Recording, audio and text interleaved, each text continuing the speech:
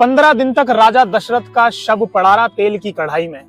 पास में एक पुत्र नहीं है जो अग्नि दे दे साहब, क्योंकि प्रकृति को बिल्कुल फर्क नहीं पड़ता कि आप ईश्वर हैं या ईश्वर के पिता हैं। प्रकृति तो आपके कर्मों का फल आपको देके रहती है साहब। ये राजा दशरथ कौन है? साधारण है क्या राजा दशरथ? अखिल ब्रह्मांड नायक जगतपति योगेश्वर नाथ श्री राम जिनके पुत्र हैं, पूरी सृष्टि को जो अपने फन पे रखने की क्षमता रखते हैं, अर्थात लक्ष्मण भगवान भी उनके पुत्र हैं, इंद्र उनके मित्र हैं। फिर भी राजा दशरथ की ये गति हुई, मृत्यु के बाद कोई भी पुत्र साथ में नहीं है साहब, क्योंकि कर्म बिगड़ गए। बस ये जो कर्म होते हैं, जब आपके कर्म बिगड़ जाते हैं तो प्रकृति भी नहीं देखती है कि आप राजा हैं या आपके जो पुत्र हैं वो ईश्वर हैं। और कर्म क्या बिगड़े आप अच्छी तरह जानते होंगे।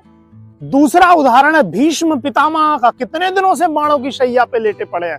भीष्म पितामह कौन है?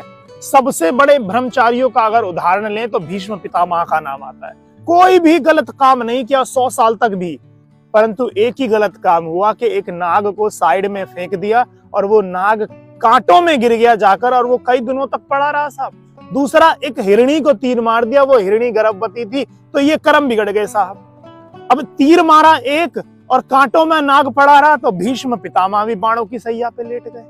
आपके कर्म जब तक बिगड़ते रहेंगे ये प्रकृति आपके प्रतिकूल ही काम करेगी, और आज नहीं